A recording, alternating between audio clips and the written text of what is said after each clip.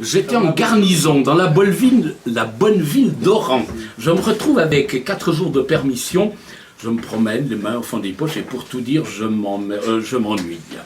C'est alors que je rencontre un camarade qui était de la même classe que moi. Il devait être alsacien ou lorrain.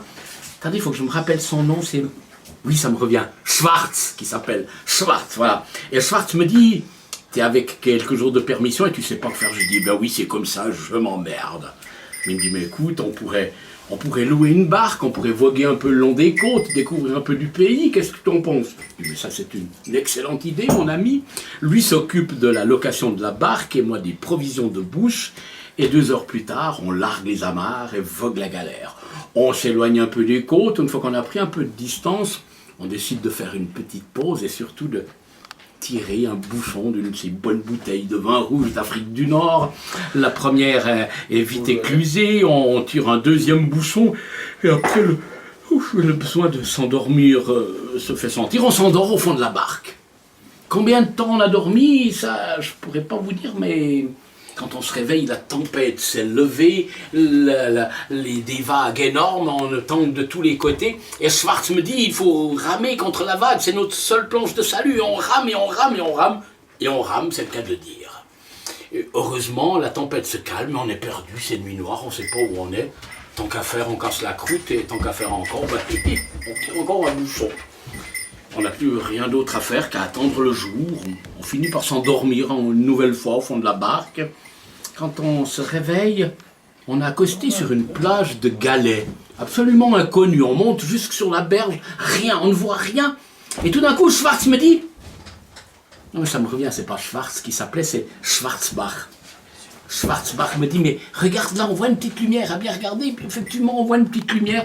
Alors on marche longtemps, on arrive devant une espèce de bâtiment, une espèce d'hybride entre une banque et un château fort. On en fait 3 fois le tour pour trouver une issue, enfin, je dis une issue, c'est surtout une entrée qu'on aurait aimé trouver.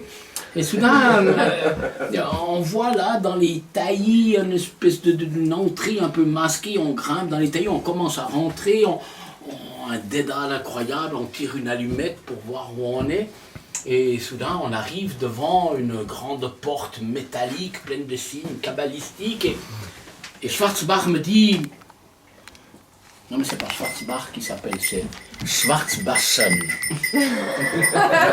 Et Schwarzbachen me dit, écoute mon ami, je crois qu'on est perdu, je ne sais pas très bien où on est, je ne sais pas très bien où on va arriver, et à mon avis, il faut vraiment qu'on avise pour savoir qu'est-ce qu'il faut faire par la suite.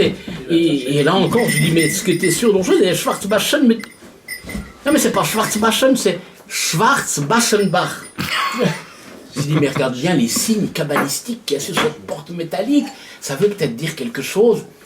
Et Schwarzbachenbach est là, qu'il regarde, tout d'un coup il me dit, mon ami, je crois qu'on vient de découvrir le trésor des Templiers. Et il frappe à 2 poings sur l'immense porte métallique qui s'ouvre à 2 battants sur 500 chevaliers prêts à nous embrocher.